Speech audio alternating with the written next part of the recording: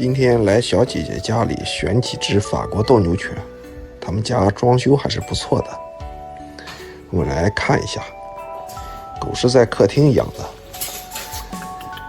这是7只小狗仔。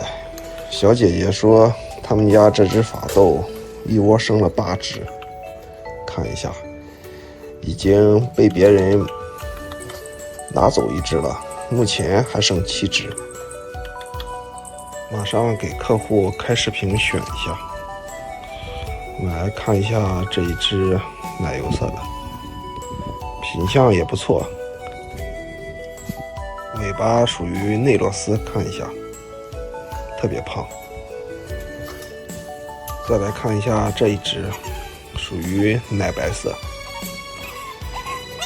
特别胖，而且不老实。这几只都是1个来月的，刚打了第1针疫苗。这只也是母的，怎么都是母的呀？看一下尾巴也是内罗斯，因为月份小，耳朵要2个月以后才能立起来。我这拿的这几只都是母的，看一下这一只，因为客户就是想选3只母的。他们家这8只，1只公，7只母，品相还是没得说，都是属于小短体内罗斯，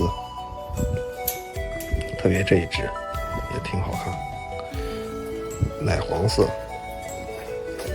现在给客户开视频选了一下，马上就要带走几只，临走前再让他们几只吃一顿饱饭吧。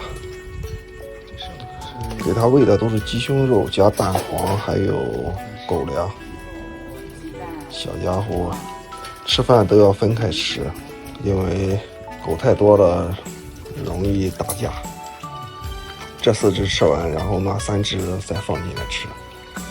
看一下给客户选的这几只，这是一只奶油色内罗斯，